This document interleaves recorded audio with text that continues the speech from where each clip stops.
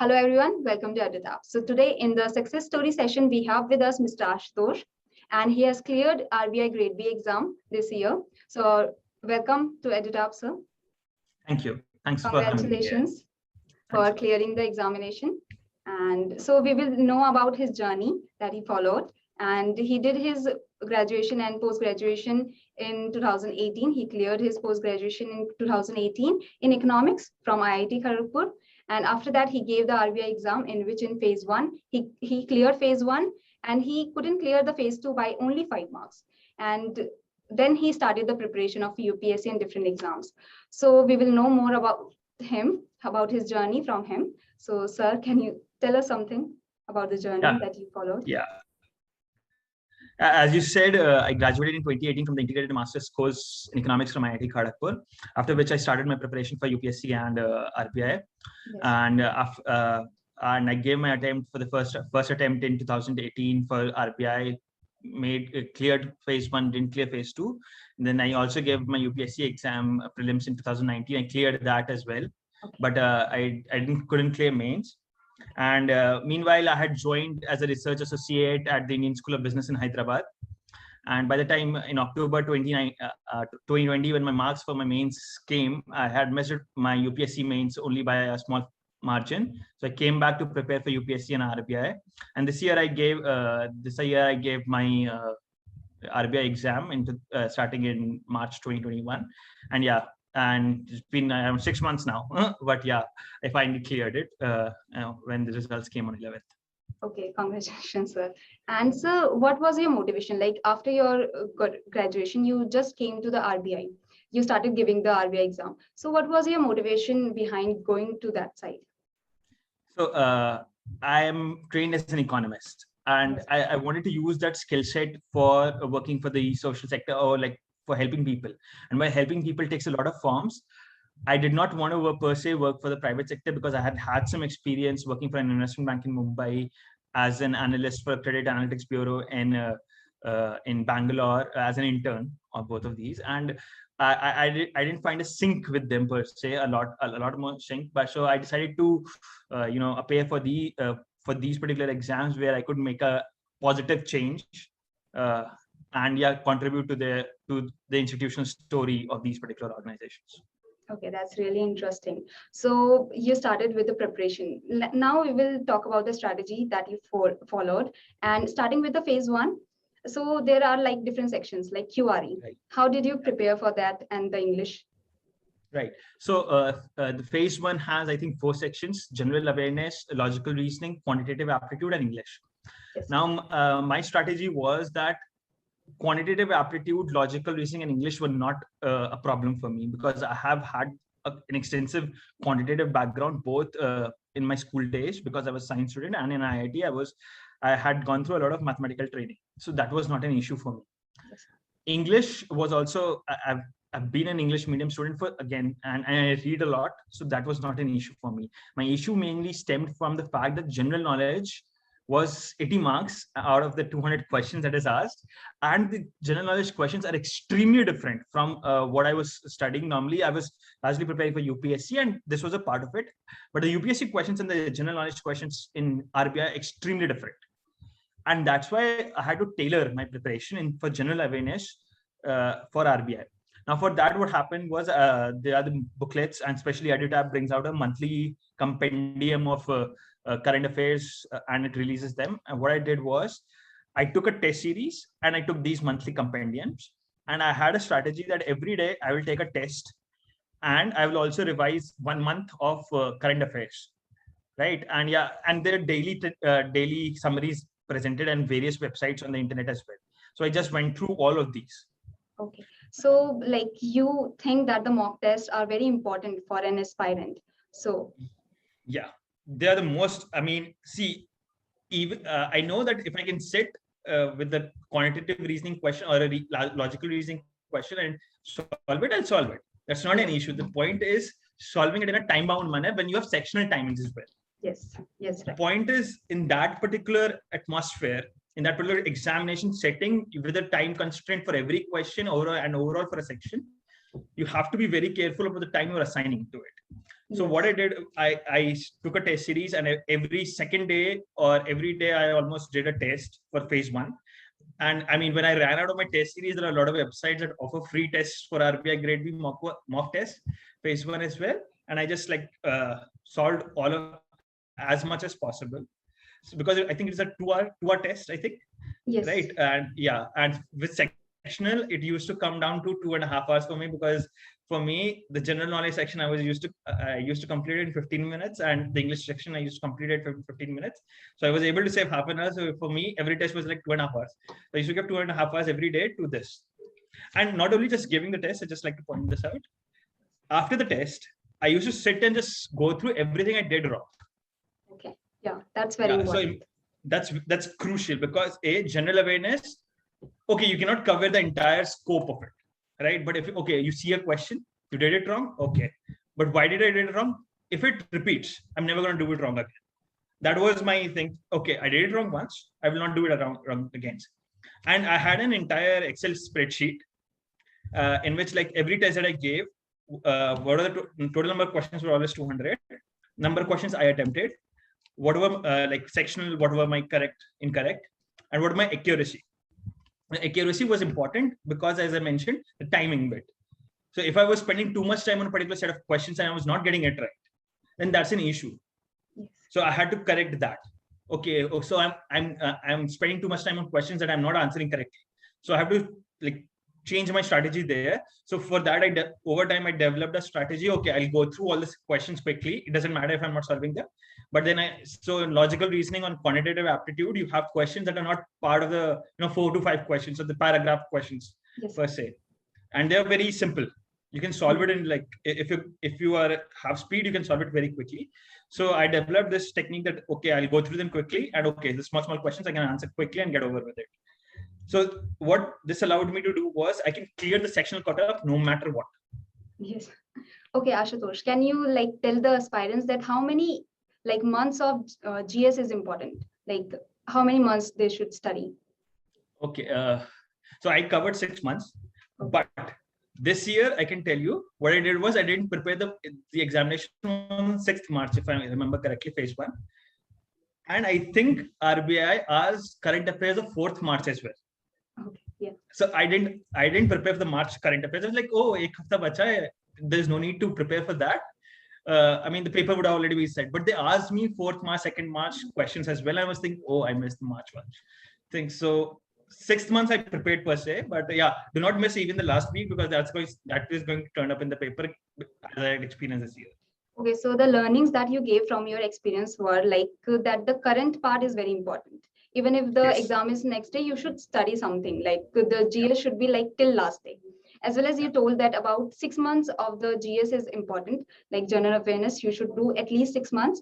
That will be important. As well as you told the aspirants that you need to take many mock tests for your own preparation, for understanding that you have to do these questions in the set time. Okay, so I think that was all for the phase first. Can I just add one thing? Yes, sir. There are people who are from quantitative background so I'll tell you what the first attempt I was giving. So I was fine with my remaining sections, but general awareness was a sticking point from me. And was like, I was not able to push my marks around 80 to 90 from 90, and I was not able to push them up. But I recognize, because general awareness is 80 questions, you need to push yourself on general awareness, because you give 20 seconds, you know a question, you don't know a question, and that is worth 1 marks. And that is going to be a differentiator at the end, because that is going to ensure that you clear the overall cutoff. And if I can add one more thing, try not to aim for a score, try to aim for a percentile. Yes. In the sense that, so what I used to do was, okay, if it was a difficult paper, I'll score badly. I don't have any issue with that. But every test I need to score consistent. So I did the maths. That, okay, so let's assume that 1 lakh people have filled the form, and I need to, so 270 vacancies, so 2,700 people will be called for the interviews, right? So that's like 2.7%. So I need to be above 97th percentile. Okay. Because I need to pay for the second phase.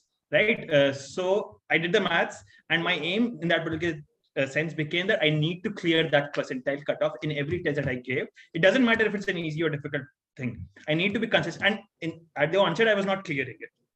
It's just over time. You ultimately optimize and get clear it. Yes. The students should not think that on the first mock test only they will get like 100. This is a process that continues, Right. and Right. like time by time, after giving many mock tests, then you will be at that level that you want to be. Yeah. So, and you told about the sources that you were following the magazine of EdTap, and other than that, you were reading the newspapers also, or some other source? No.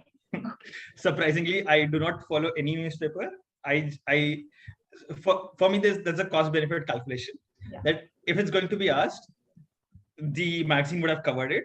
If it's not going to be asked, okay, I'm ready to take that risk. Okay. Okay. So now we can move forward to phase 2. So phase 2 has 3 sections. English, Yeah. you say that you were very fluent and you didn't have any problem in it. So we will come to the ESI. So Yeah. you are from the economics background. So can we say that it was easier for you, or it contains current affairs, so it was not as easy as one may think? Okay. It's easy for me to understand the concepts that are there. Yes. But so my advantage again was I'm a UPSC aspirant as well, right? So my preparation for ESI was coterminous with the preparation for UPSC.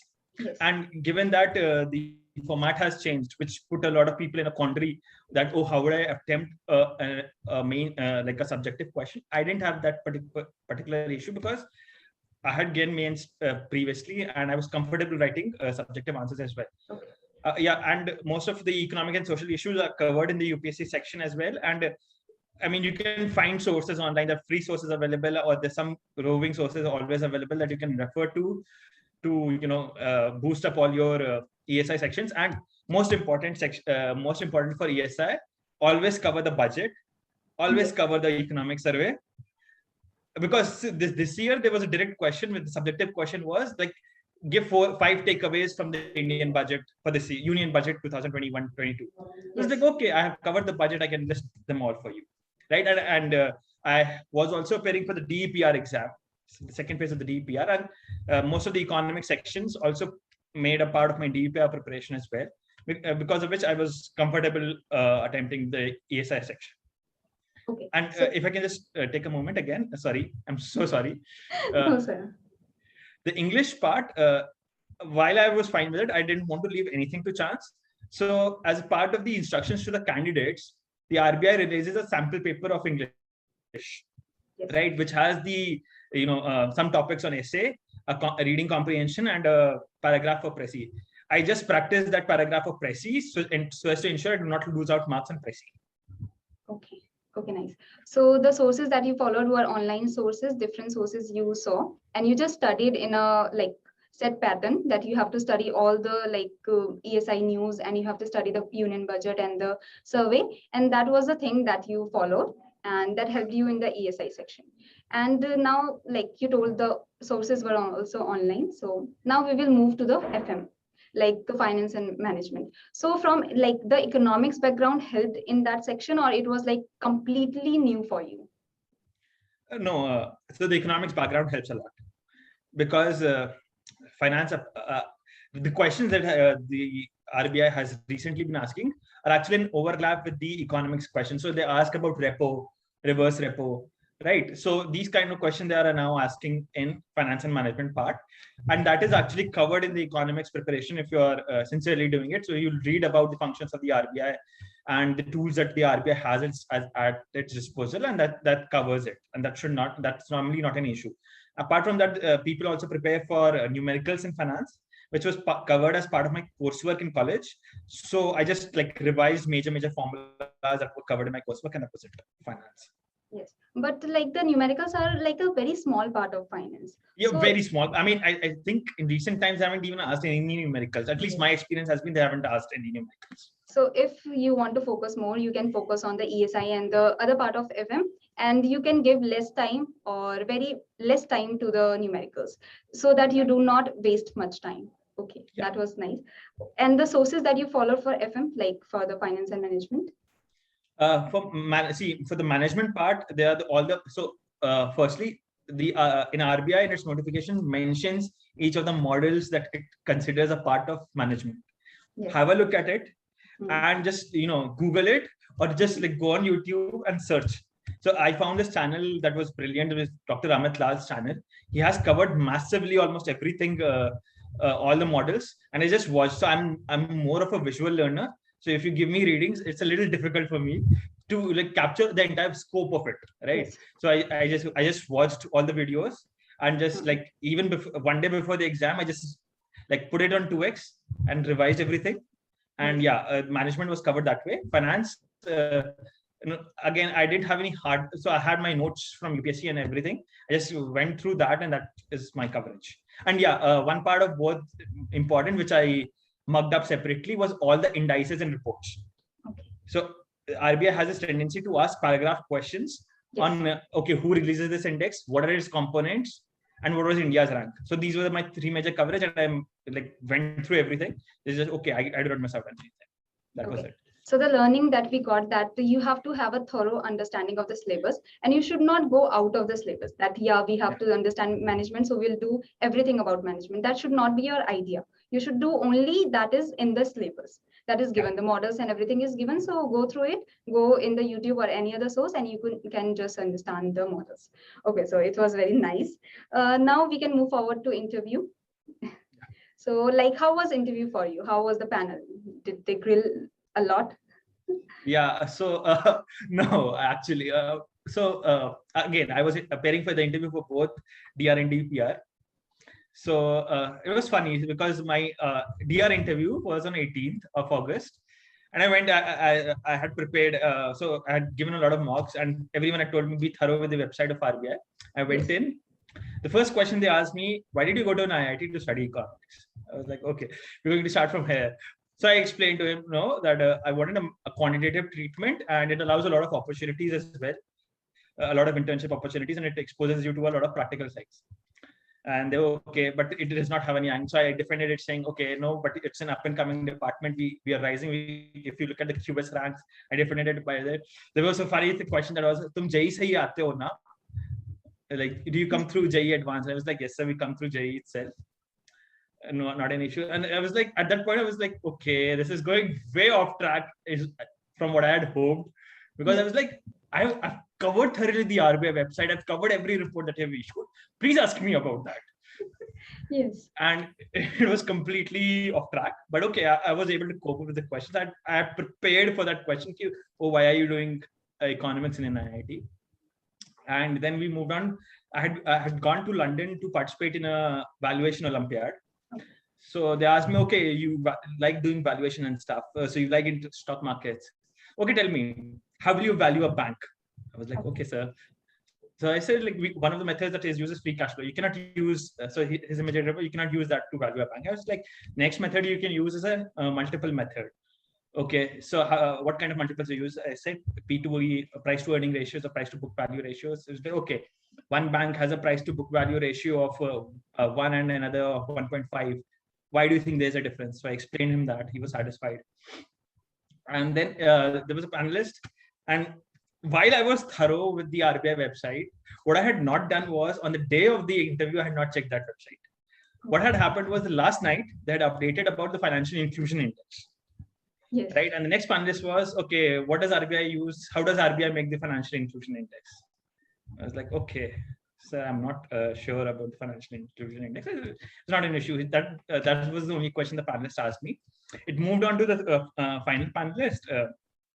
She asked me that, do you have any, so in any role in the RBI, you need technical skills. Do you have technical skills? And I was like, okay, that's a weird question again. But I was like, I've worked at ISB as a research associate, where I've worked on the economic survey as well. And I've worked on, I've used a lot of quantitative tools from Stata, R, Geoda, QGIS, explained that what all I had used.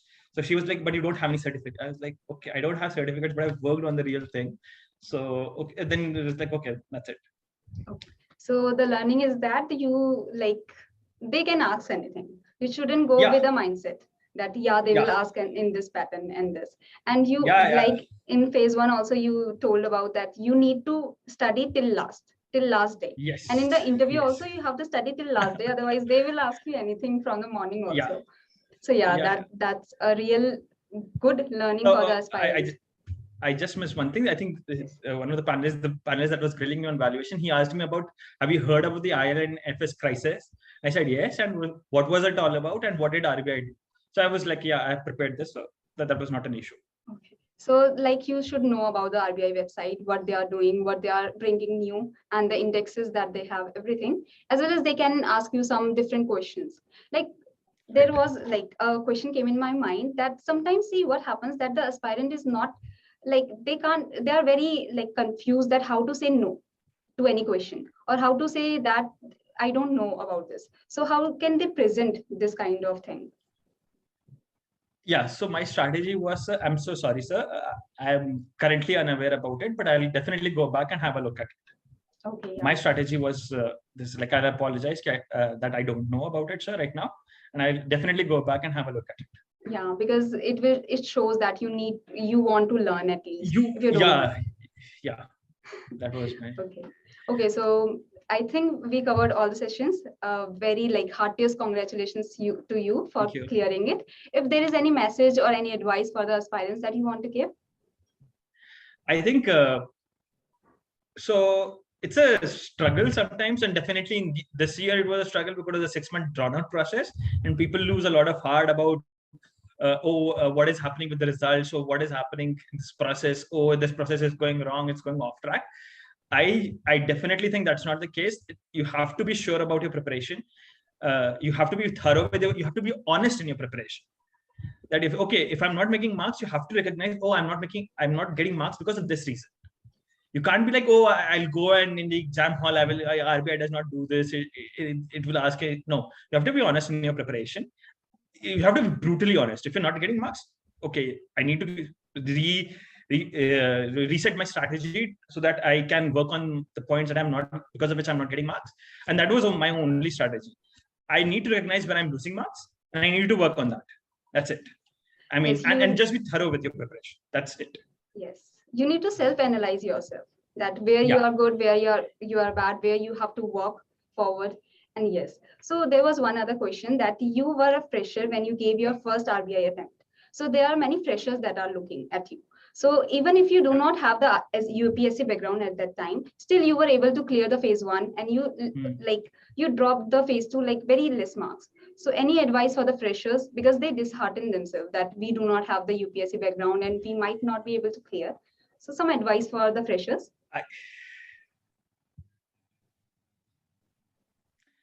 So after all this, I'm still 25 years of age, right? I'm still very young. From what I perceive my rest of the batch to be, I'm not saying I'm very young in absolute senses. My first attempt, I was not disheartened by the fact that I'm very young. You just need to be good enough to clear the benchmark, and that comes by practicing. Ruth, my first attempt, I know why I missed it, because I was bad at finance and management, especially the management bit. I recognized it when marks came out. I sat down, okay, this is where I missed my marks, and this was the average. I compared it, and okay, this is where I missed my mark. And this time, that's why I need to have a new strategy for management, and I built that. So in that particular sense, do not be disheartened because people are old. No, you have to be good enough. That's it. And practice. Doesn't matter your age. The board is not going to ask you how you're so young and you are here. No, the board is going to ask. They're going to actually, in my opinion, please disclaimer, that in my opinion, they're actually going to give you brownie points for the fact that you're that young and you're sitting in front of them. Yes. Okay, so it's like you just need to know that where you are good at and where you are bad at. If you are good at quant and reasoning, but you are bad at general awareness, you need to just like be thorough with your preparation. That's all that anyone can do. Yeah. Okay. So it was if really I can say something that I learned. Yeah. Okay. No problem. No, please say, sir. So what I wanted to say was, this year the phase one, what happened was, it was a very difficult paper. If you look at the cutoff was 65, I got 85, right? and everyone missed out on sectional cutoffs. A lot of people I know missed out on sectional cutoffs. The only reason I made it, what I did a post game analysis was that I had a different strategy in quantitative. I was like, कौन सा easy question मिल रहा है मुझे जल्दी जल्दी जल्दी. I had like 25 minutes and okay, I got an easy question. I did that and I cleared the sectional cutoff and I had like just the marks for sectional cutoffs. And just because quantitative is difficult for you, and if you're thoroughly prepared, it's going to be difficult for everyone. So it's going to come down and optimize in real time as well. My optimize, okay, I'm not getting enough marks in quantitative aptitude. That's not going to discourage me. Let me make an extra effort in English, in logical reasoning, and that's going to ensure. So that is one thing that I have to also do. Like in exam hall, they do not important. Sorry, and that's the last thing I will say. So you shouldn't dishearten that the exam is tough or something, because it is tough for all of them, all of the aspirants. So you should be like prepared that yes, it's tough, but it's tough for all of them. And so you should give your best, whatever you can do. And you shouldn't take it on the pride that I will do this question. Means sometimes the students, what do? They waste so much time on a single question. So they shouldn't do that. That's okay. It was a really interesting session with you, sir. And it was really interesting. And I hope and I know that the learners must have learned a lot from you. So I hope I was able to help some of them. Yes, sir. Thank you so much.